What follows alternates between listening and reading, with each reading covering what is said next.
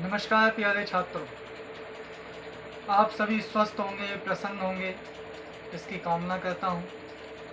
आप निरंतर अपने अध्ययन में जुटे रहें।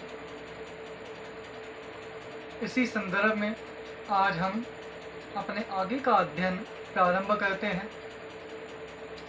हमने अभी तक की कक्षाओं में क्रिया और उसके भेद प्रभेदों के विषय में जाना था।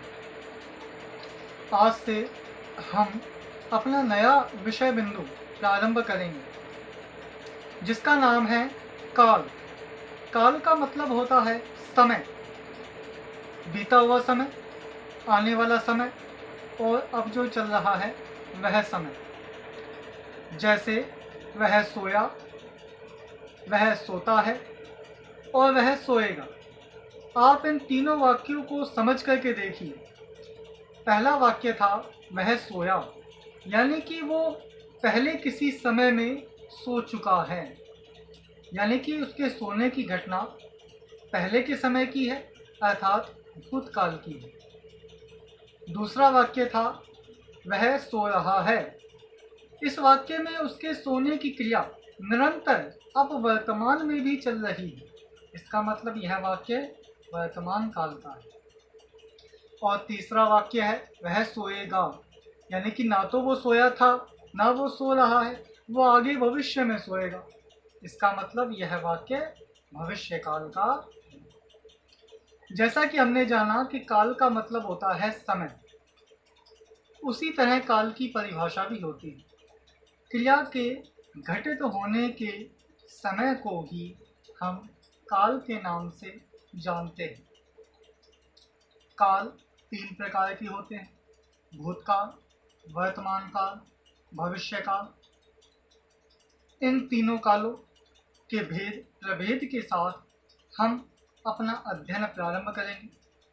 कक्षा 10 के अंदर काल 1 नंबर का पूछा जाता है। हम सभी कालों की परिभाषाएं, उनकी पहचान, इसे अच्छे तरह से समझेंगे और तैयार करेंगे। तो बिना समय गंवाए हम अपने दूसरे अधिगम बिंदु काल के ऊपर सामान्य जानकारी प्राप्त करते हैं। जैसा कि श्याम पट पर ब्लैक बोर्ड पर लिखा हुआ है, काल। काल की परिभाषा देते हुए कहा है, क्रिया के घटित होने वाले समय को काल कहते हैं। क्रिया के घटित होने वाले समय को काल कहते हैं। घटित का मतलब जिस समय में वो घटना हुई है। जैसे मान लो अब कोई घटना हो रही है तो वो वर्तमान की होगी, पहले कोई घटना हुई वो भूतकाल की होगी, और आगे भविष्य में किसी चीज का संभावना है होने की तो वो भविष्य काल की होगी। तो क्रिया का मतलब होता है किसी कार्य का होना या करना, यानी कि कोई कार्य हो रहा है या किया जा रहा है भूतकाल में तो वो भूतकाल का है, अब वर्तमान में चल रहा है तो वर्तमान काल का है, और भविष्य में होने वाला है तो वो भविष्य काल का है। तो काल की परिभाषा देते हुए कहा है कि क्रिया के घटित होने वाले समय को काल कहते हैं, और इस आधार पर हम काल को 3 भागों में बांटते हैं। काल प्राय 3 प्रकार के होते हैं। पहला भूतकाल, दूसरा वर्तमान काल और तीसरा भविष्यत काल। 3 प्रकार के काल हुए: भूतकाल, वर्तमान काल और भविष्यत काल। इनके विषय में अध्ययन आगे प्रारंभ करते हैं।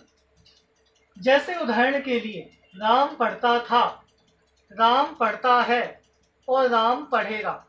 ये 3 वाक्य आपके सामने दिए हुए हैं। पहला वाक्य है राम पढ़ता था, और हमारे काल को पहचानने के लिए परिभाषा मिली है कि क्रिया के घटित होने वाले समय को, यानी कि क्रिया कौन से समय में घटित हो रही है। इसलिए सबसे पहले हम समझते हैं कि क्रिया क्या है। क्रिया है किसी काम का करना या होना पाया जाना। पहले वाक्य में यहाँ पढ़ने का कार्य हो रहा है तो पढ़ना क्या है? क्रिया है। आगे कहता है घटित होने वाला समय। अब यह जो क्रिया है पढ़ने की, यह कौन से समय में हो रही है? पढ़ता था। था शब्द क्रिया के समय को बता रहा है। क्या बता रहा है? कि यह क्रिया पहले हो चुकी है, वो पहले पढ़ता था। इसका मतलब यह हुआ कि यह वाक्य भूतकाल का है। अब आप दूसरे वाक्य पर आइए। दूसरा वाक्य है राम पढ़ता है, और हमारी परिभाषा है क्रिया के घटित होने वाले समय को। क्रिया किसी काम का करना या होना, यहाँ पर पढ़ने का कार्य हो रहा है, और किस शब्द से पता लगता है कि इसका समय कौन सा है? वो है का मतलब है कि वर्तमान में राम पढ़ने का कार्य कर रहा है। इसका मतलब यह हुआ कि इस क्रिया का घटने का समय वर्तमान है। इसका मतलब इस वाक्य के अंदर वर्तमान काल। अब हम अपने तीसरे उदाहरण को समझ करके देखते हैं। तीसरा है राम पढ़ेगा। तो यहाँ पे भी पढ़ना क्रिया है, और पढ़ेगा यह भविष्य की ओर संकेत कर रहा है। यानी कि जो गा शब्द है यह बताना चाहता है कि इसके पढ़ने की क्रिया भविष्य में होने वाली है, यानी कि क्रिया के घटित होने का समय भविष्य है। इसका मतलब यह वाक्य भविष्यत काल का है। हमने अभी तक क्या जाना है? हमने जाना है कि क्रिया के घटित होने वाले समय को काल कहते हैं। काल 3 प्रकार के होते हैं: भूतकाल, वर्तमान काल, भविष्य काल। जैसे उदाहरण के लिए राम पढ़ता था भूतकाल है, राम पढ़ता है वर्तमान काल है, और राम पढ़ेगा भविष्यत काल। अब हम भूतकाल के विषय पर चर्चा करेंगे। भूतकाल की परिभाषा देते हुए कहा गया है कि क्रिया के जिस रूप के द्वारा बीते हुए समय का बोध होता है। बीता हुआ समय, बीता का मतलब पहले जो हो चुका है, उस समय का बोध का मतलब ज्ञान होता है। यानी कि पहले जो कार्य हो चुका है, पहले के समय के अंदर जो कार्य हो चुका है, उस कार्य का ज्ञान होता है। अब नहीं होगा, भविष्य में नहीं होगा, पहले हो चुका है। पहले हुए किसी कार्य का बोध करवाने वाला काल भूतकाल कहलाता है। भूतकाल की परिभाषा देते हुए कहा गया है कि क्रिया के जिस रूप के द्वारा बीते हुए समय का बोध होता है, उसे हम भूतकाल कहते हैं। अर्थात कार्य का समाप्त होना पाया जाता है, उसे भूतकाल कहते हैं। जब कार्य पहले के समय में समाप्त हुआ पाया जाता है, तो उसे भूतकाल कहते हैं।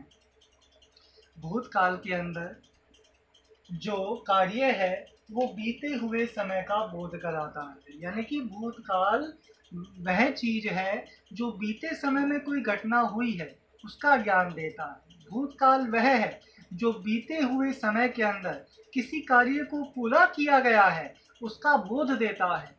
ऐसा काल भूतकाल कहलाता है। इसकी परिभाषा में कहा गया है कि क्रिया के जिस रूप के द्वारा बीते हुए समय का बोध होता है, अर्थात कार्य का समाप्त होना पाया जाता है, उसे भूतकाल कहते हैं।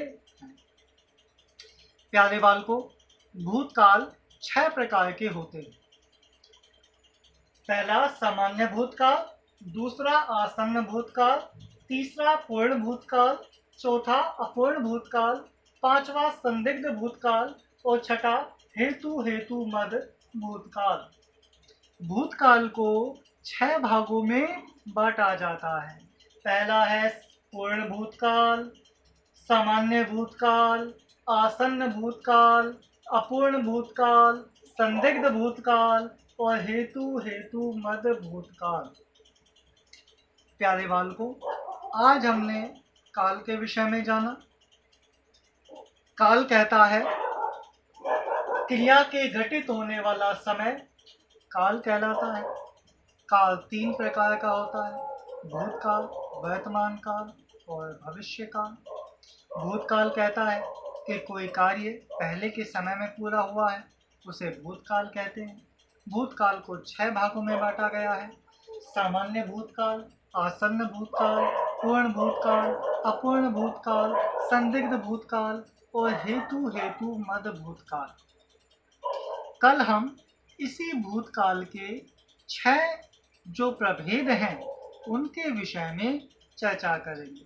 आज आप इन सब को नोट करना, समझने की कोशिश करना, अपनी कॉपी के अंदर तैयार कर लेना।